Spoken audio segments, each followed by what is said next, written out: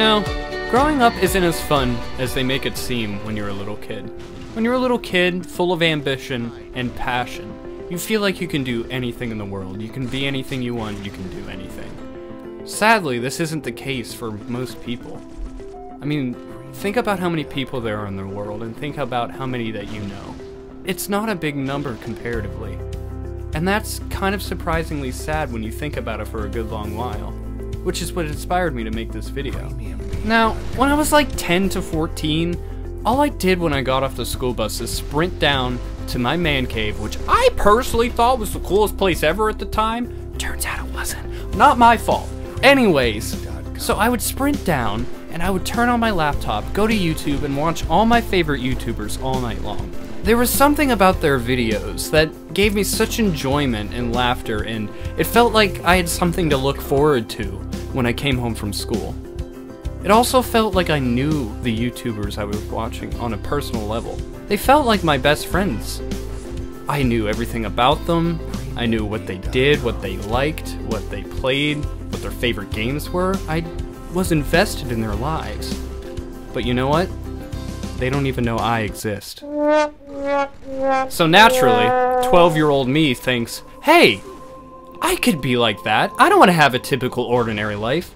I want to make a YouTube channel and get famous. Obviously not as easy as a 12-year-old would think. Looking back, it was pretty childish of me to think that my silly, stupid YouTube channel could be propelled into stardom amongst all the other great YouTubers at the time.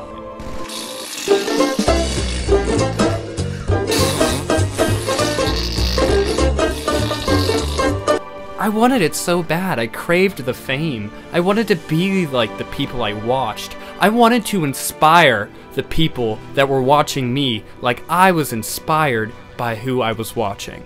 That's what I wanted, but I just didn't understand it back then. At the time, I thought my YouTube channel was different and great, and I thought I should be famous, and I kept on asking myself, why wasn't I? I had the perfect reason to be. It's because of my inspiration. And that inspiration started with one single phrase. What's up, guys? It is Jack and Jeff from AchievementHunter.com. What's up, guys? It is Jack and Jeff from AchievementHunter.com. We are doing something new. We are doing fail. What's up, guys? It is Jack and Jeff from AchievementHunter.com, and we are showing... I still can't believe that these two idiots are the reason that my humor is the way it is and my childhood had such great memories. It's because of them and Achievement Hunter that I am who I am today. But before I get into a little more, I want to give you guys some context in case you're not familiar with the whole Achievement Hunter craze. And to work.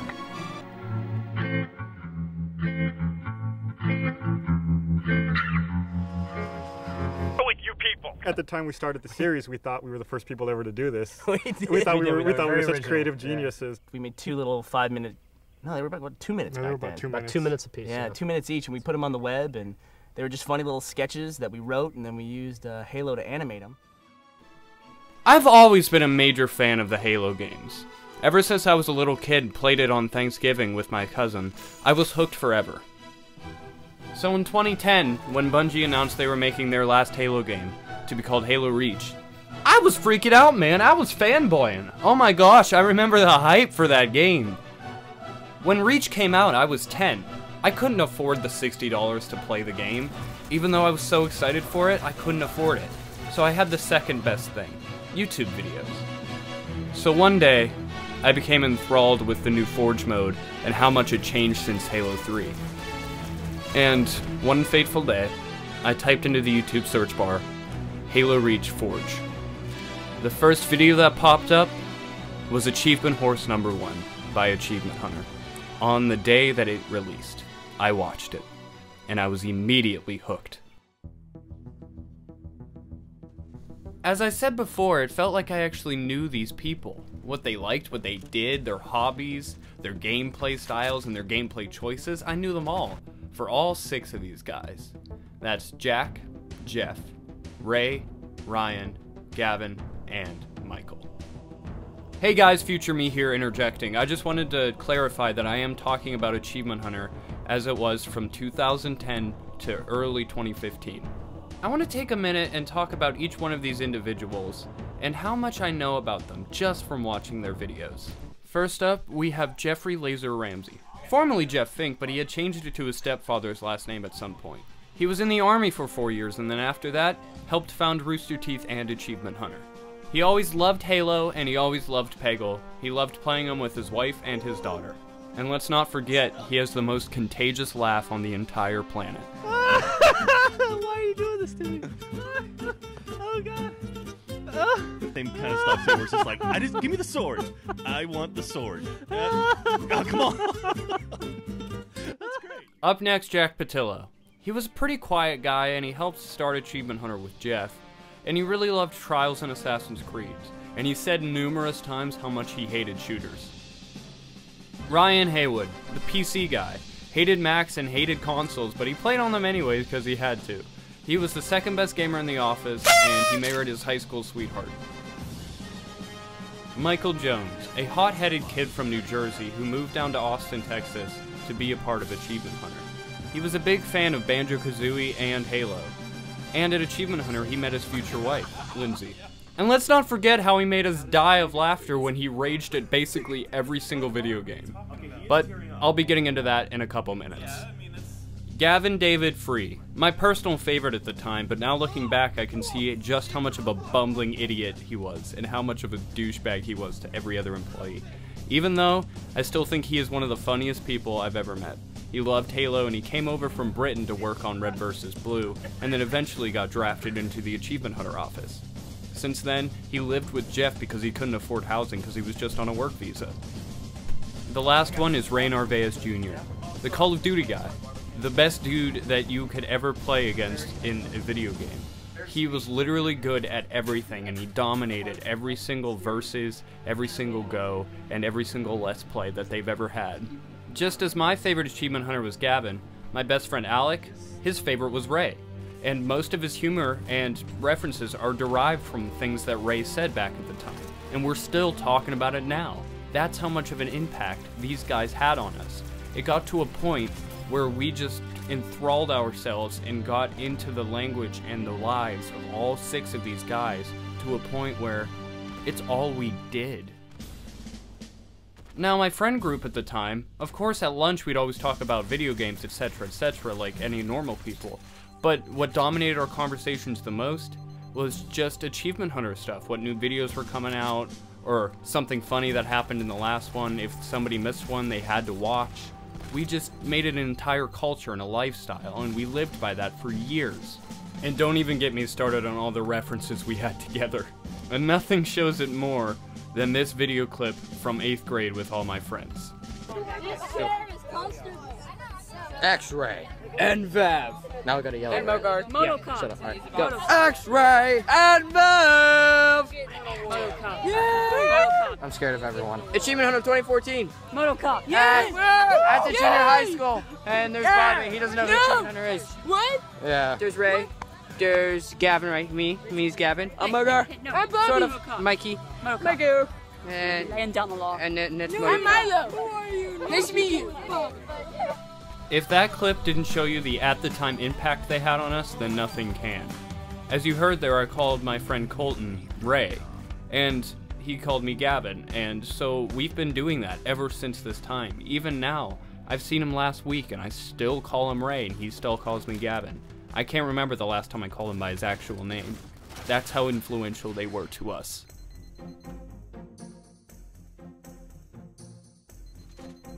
It's time to go on a journey. The great journey. Back in time to relive and rediscover Achievement Hunter as we all fell in love with them. Their history is essential for us to understand just why they were so influential to everybody that watched them. To try to recapture that is a monumental task, but I'm gonna try my best, so here we go. It all started when Bernie Burns, the CEO of Rooster Teeth at the time, was always competing against Jeff Ramsey in Gamerscore. As they were always trying to outdo each other, they always had trouble trying to get the achievements that they wanted to get. So Jeff had a brilliant idea. Why not make a website that specifies in achievements, and if somebody's having trouble with a certain one, they can go to the website and look up a guide on how to do it. This idea took off, and it helped me get a bunch of achievements, and I'm sure that's how a lot of you found out who Achievement Hunter was. Jeff then hired Jack Patillo to offload some of the workload onto him and just make him do more of the gameplay stuff. Before they knew it, they became one of the most iconic gaming duos on YouTube.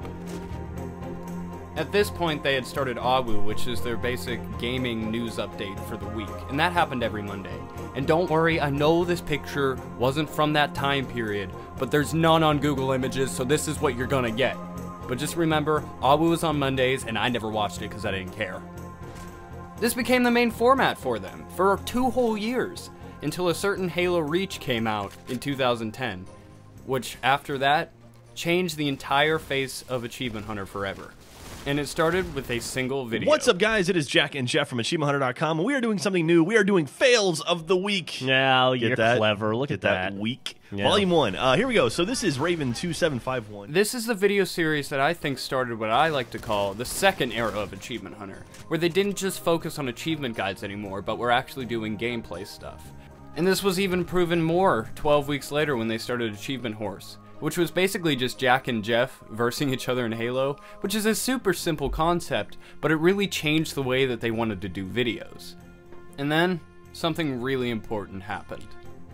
You fucking piece of shit. You fucking, oh shit. Yes, yes, yes! No! Motherfucker! God damn it!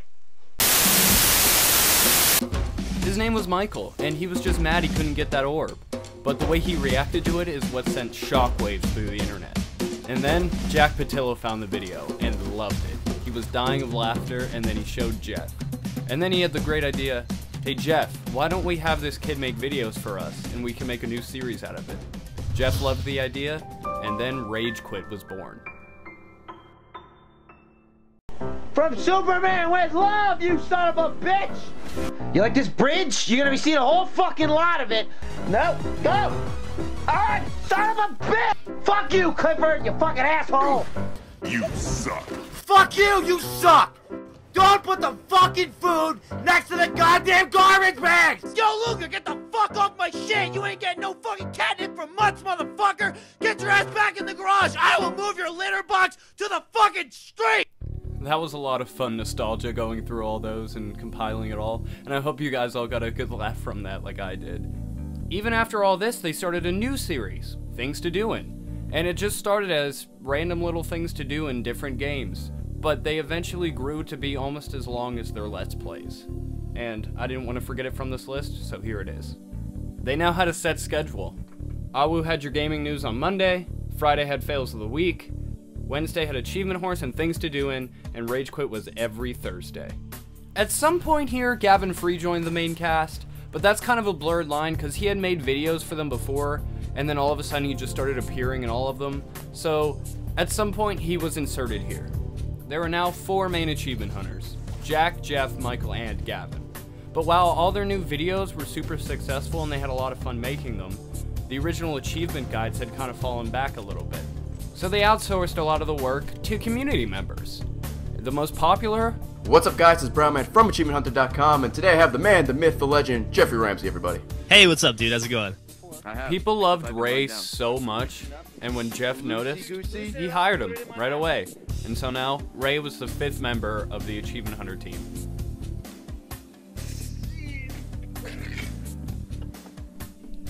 So at this point, a game called Minecraft released for the Xbox 360.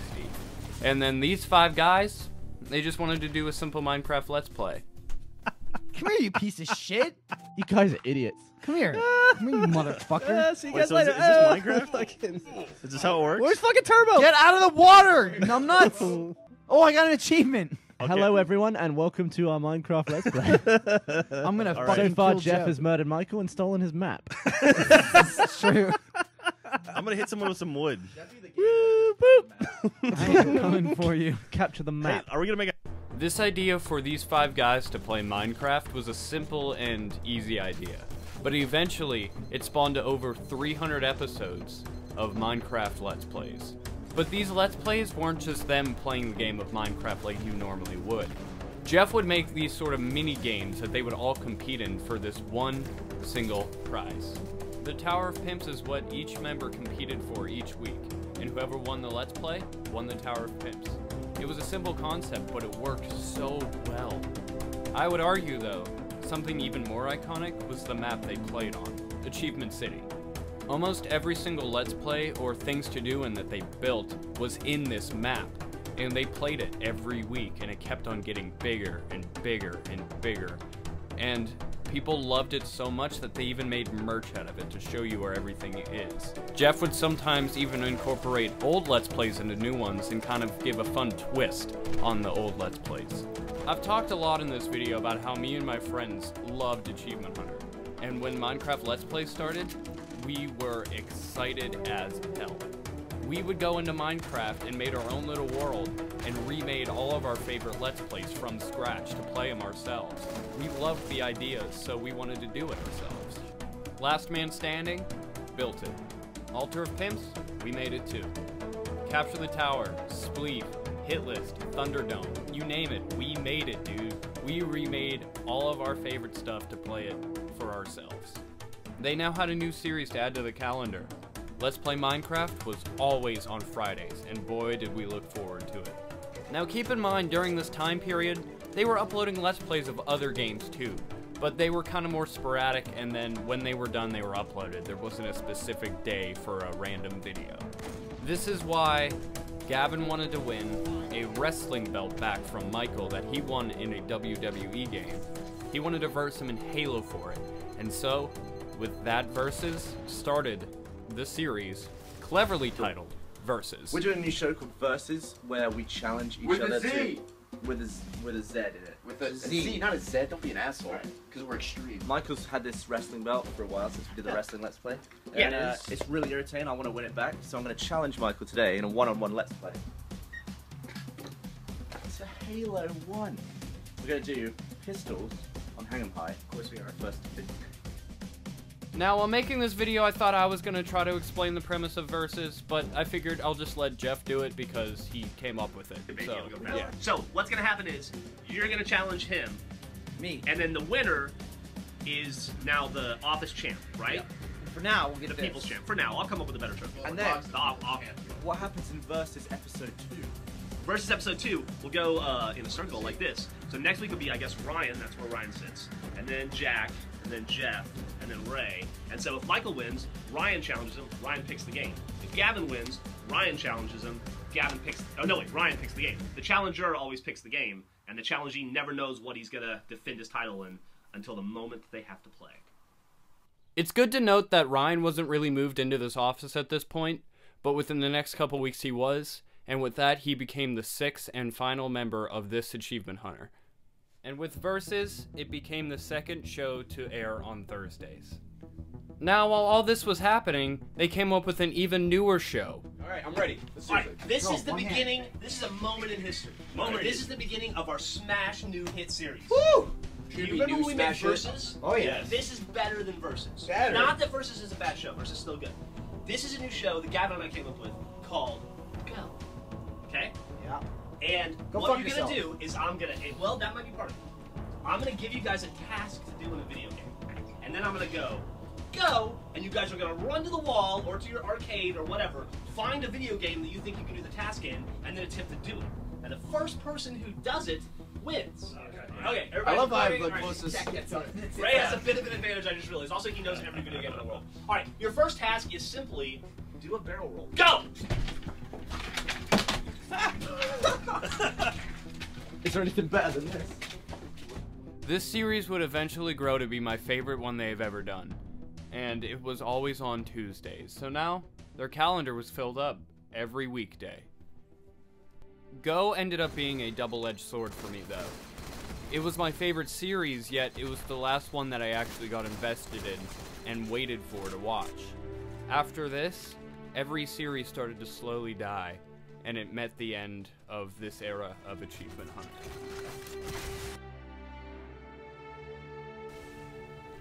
So now it's time to come full circle, back to the title of this video, which is My YouTube Childhood. And I explained a little bit at the beginning, but I just wanted to reiterate that these guys and their videos made me want to make my YouTube channel so badly. And I thought that I could get such inspiration from them that if I made the same sort of videos, that I would be famous too. Like, look at all this. All these videos I thought were just my inspiration, but they're actually rip-offs. This series, game fun, things to do it. This one, I just kinda made Minecraft City of Achievement City. Ripped it off. That's great. 100%. No doubt there. This one was called WTF Is This? And it was my attempt to copy Rage Quit. And I didn't even get mad in it, so I don't even know what I was doing. But it's really cringy. Oh, another big thing I ripped off from Achievement Hunter. Always played games at a desk. I still do to this day, just because of them. OAP, not really Achievement Hunter, but that's Rooster Teeth. And What's then- up, guys? It's Sam and Alec here This is- from Gamer News 10. We're going to be doing a little something different. So I don't know. Yeah, It's actually- horse, a little something different. Yeah, crazy. So, yeah, that's my YouTube childhood on Achievement Hunter. And it's been a wild roller coaster, and I still watch some of their videos to this day. But I really like going back and watching the old ones because it fills me with such nostalgia and such energy that I haven't felt since that time.